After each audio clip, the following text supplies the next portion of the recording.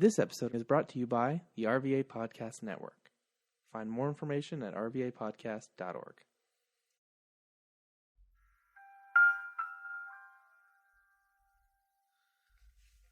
We do not own the rights to anything or any music that's heard during the duration of this podcast.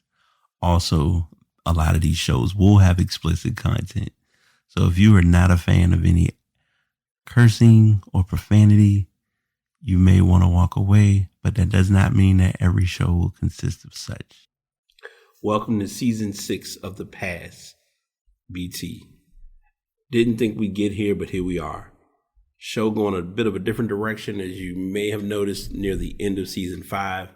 Sports is still a thing, but not as much. You'll get more information about what's going on in the tech world, what's going on in the music world. We actually have kind of gotten rid of Ass of the Week. Once in a while, you may get one here and there, but I still want to stick with the main gist of passing the message to you all. So take your time, but don't waste your time as you sit and enjoy a new season of The Pass with your host, BT.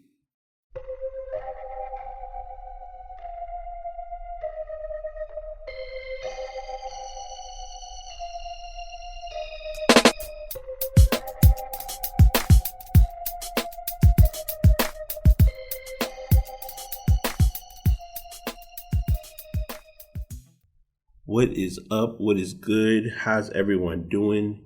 Episode 344 of The Pass is here. I'm your host, BT, and wow, do we have a packed episode of content and information to address. I was supposed, let me backtrack a little bit. Normally, whenever I do shows, I usually am sticking to or going with the bi-weekly recordings, but Tuesday, Apple decided to do the Apple event, and I wanted to get into that and talk about what I gathered from it, as well as, and I'm going to give it from two perspectives or two places. I'm going to give what they talked about and kind of what I gathered from what was addressed. We're also going to talk about, I just recently went a little nostalgic, but nostalgic for a good reason, and I'll explain why in a bit. And I also wanted to kind of, I guess, give a 1 month update of some sorts about the transition to digital, and that's going to be fun and will be creative. We definitely have quite a bit to share, so it's not going to be a unenjoyable or a bland podcast. That much I can tell you. As I've stated or confirmed from our last show, won't be a angel number. I may do a passing message, we'll see. But I wanted to just kind of get on and give some thoughts and talk about a couple things and kind of let the show be the show. So we're not going to waste no time. We're going to go ahead and hop right on in. And the first, like I said, the keynote was a little over an hour and a half, maybe an hour and 45. I might be freestyling a little bit, but it was a good amount of time. I will share a link from the I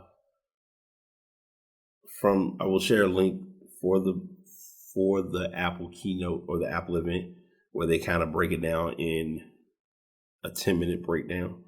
I always like doing that because a lot of times no one's going to watch the entire thing from start to finish. But it is something worthwhile to consider or look into.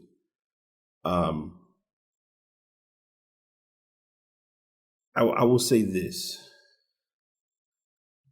Well, let me backtrack because I want to make sure I'm doing this right.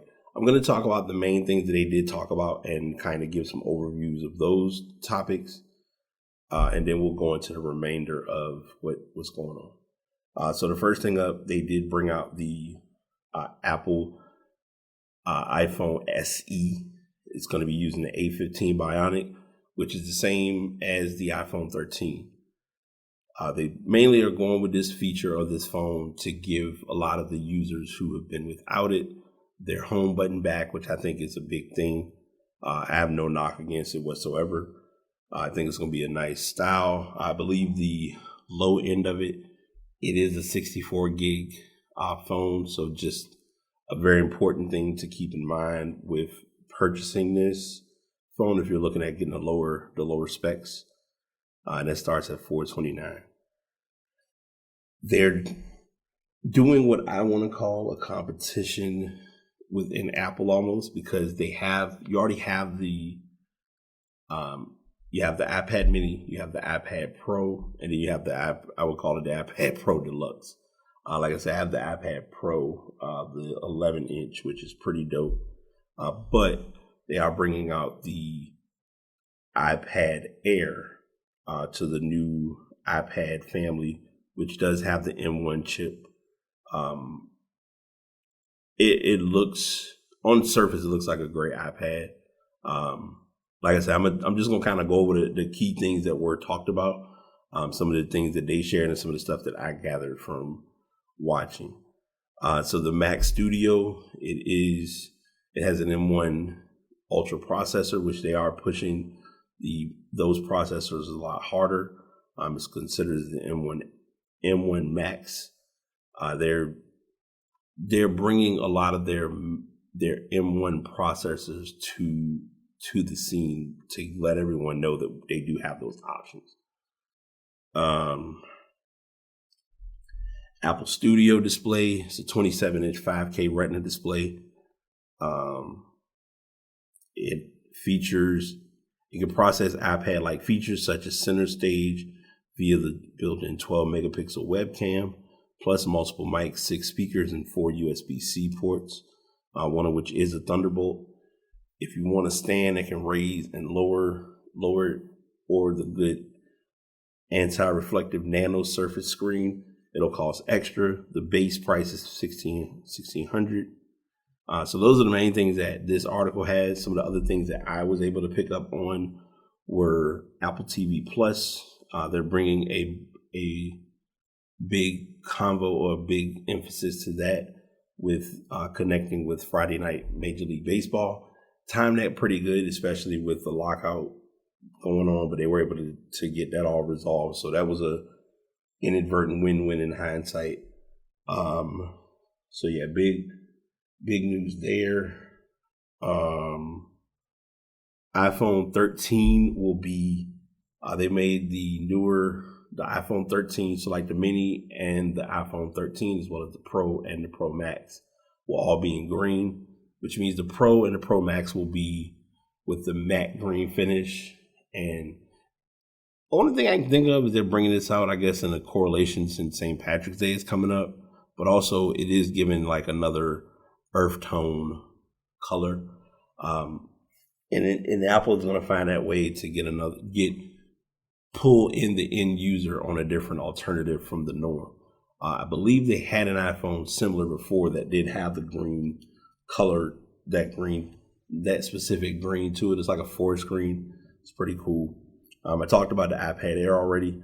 Apple Silicon, they're talking, making their waves now with processors. You're going to start to see more of the Apple devices with the processors. M1 Ultra, which is the newest M1 processor, and also Mac Studio, which I talked about earlier. End users who are in need of upgrades for Apple products will be captivated by what was shown. If you're in that category like me, where it's if it ain't broke, don't fix it, that's kind of where I'm at right now. I did like what I saw. There wasn't anything that was like compelling. I will admit, seeing the new iMacs was pretty cool. The iMacs were pretty dope, I'm not gonna lie. Seeing them running, seeing those working,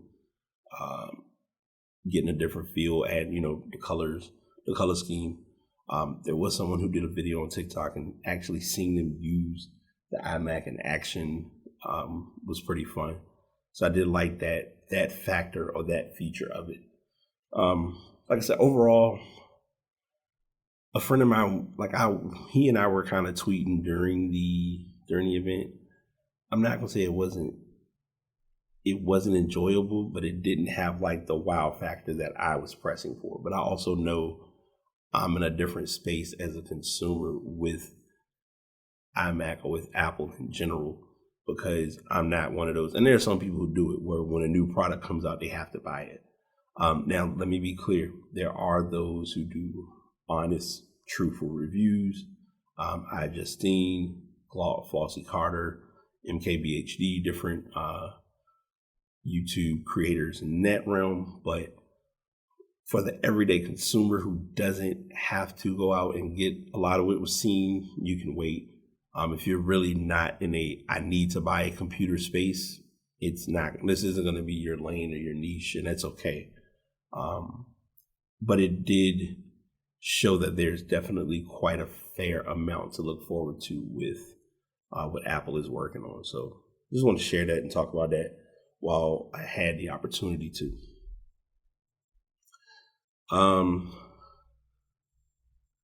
So I wasn't sure if I was going to buy these at first, but I did.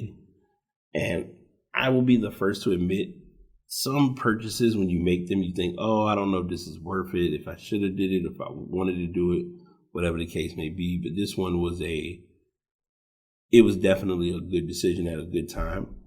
And I was able to pick up a pair of Beats Flex. So the Beats Flex, the best way I can compare them is they're a more sturdier yet reliable version of the Beats X earbuds. So if you remember those when they came out, they were pretty nice. They were pretty cool. Like, a lot of people owned them. A lot of people did like what they had to offer. But it wasn't everybody's cup of tea per se when they first dropped. Like, I owned a pair of Beats X, and I really didn't like them because literally you would charge them and it wouldn't even be 5 minutes into using them and they already would be dead from just regular usage. The sound on them aren't that bad. They do lack what you would consider like a wingtip style. So if any of you are using the Beats Flex with the tip, with that little piece that can go right into your ear, you're not going to have that. But they fit. I mean, I like wearing them just with everyday wear and tear. They work fine. An average charge, I usually can get like a day, maybe 2 days out of them. And they last for a lot. They last for a much longer period than meets the eye. So those factors alone make them definitely a worthwhile investment, in my opinion.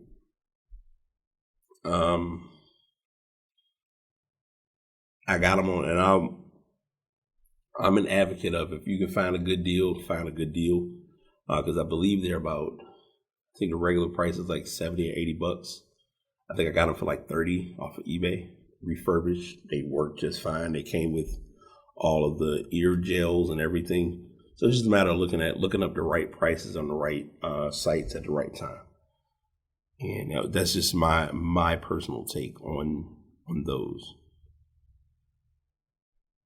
We're about a month into owning, using, and being a part of the digital world with the iPad.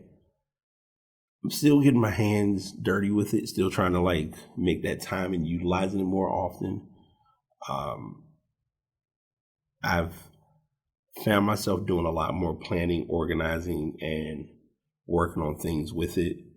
I don't know if I talked about it in the last video, but I've gotten more accessories to kind of make it more personable. Like, I've shown most of them on my personal social media, but getting like a small game controller has been helpful. Getting like headphone, like an aux cable, having an aux cable and having a USB-C to headphone connection is a big deal. Because then there are times if I need to listen to music, say through a speaker, and I don't want to put it through the Bluetooth chaos, having that option available is a plus. I always talk about this. Anytime you can own a pair of headphones that can seamlessly connect between different devices, that's always going to be a win. And make no mistake about it, you're able to get that form of experience with between the both. Because I still have my AirPods Pros, which a lot of people didn't like, but I I live with those. Like I have them in my pocket all the time. It's almost like a ping pong between using the Beats using the Beats Flex and using the AirPods Pro, because I'll kind of ping pong back and forth as to like which one to use or which one to rock with. So that's a huge plus. But yeah, with the iPad, I usually on average get a good charge for about 5 or almost a week. Most cases, I'm never in a position where I'm like, oh my God, my iPad is really dying. Like right now, it's at 27%, and it's just off of raw, regular, everyday usage. I'm making it my goal to just kind of put my connection towards the tech flow. To be real and to be honest, I'm still getting the handle on the planning, on the journaling, on the brain dumping. I have those listed as tasks to do every day, and some days they get done, some days they don't. So that's something I'm still getting in the habit of. But overall, I will say that the investment was worth it.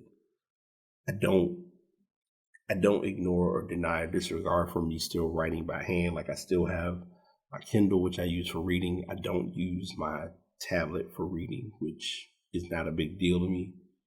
And yeah, I'm just kind of adjusting to this world, adjusting to this flow, which for the most part isn't or hasn't been as bad as I thought it would be. So I just wanted to share that and make that like a topic of conversation.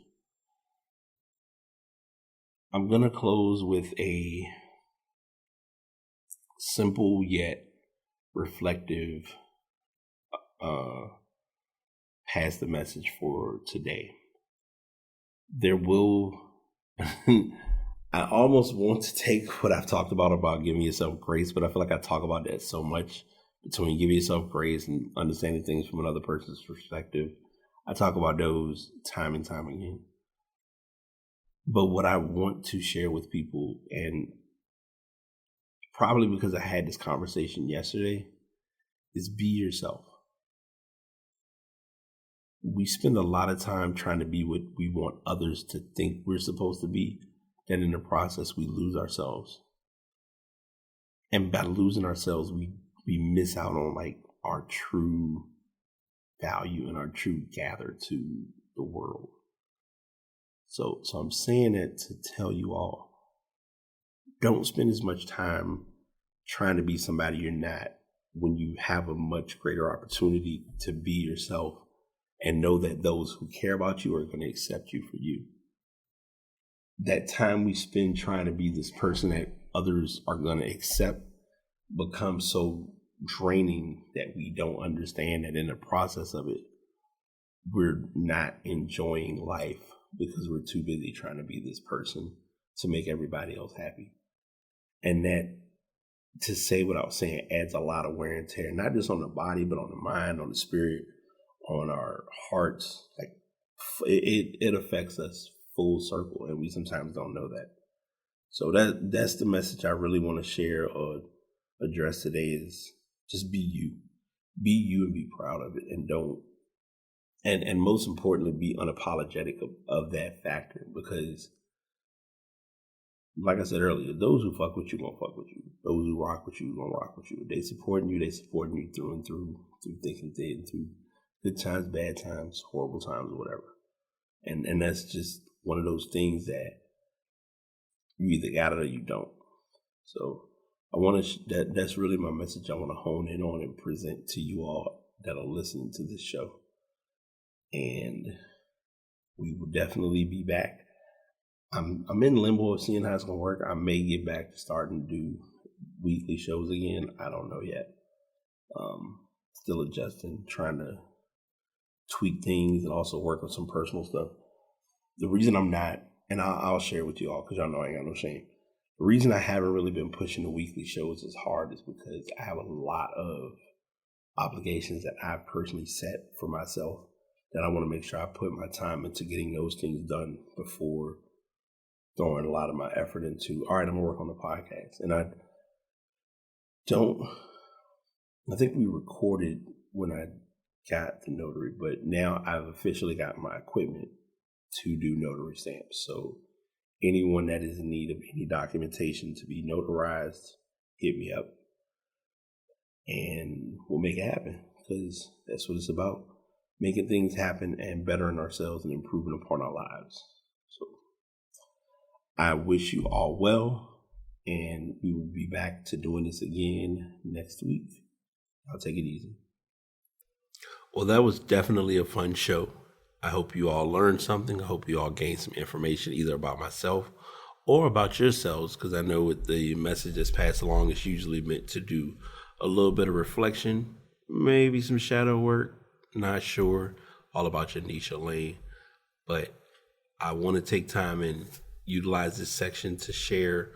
Thank you to anyone who has taken time to listen to the show, to subscribe to the show, to leave any comment, to leave any feedback. If you want to leave any information, the pastbtpod@gmail.com. Podcasts are uploaded using Buzzsprout, probably one of my favorite platforms to be on. And to all my artists, if you know that you have a gift, share that gift with the rest of us, because we're waiting. Until next time, this is the Past signing out. Peace.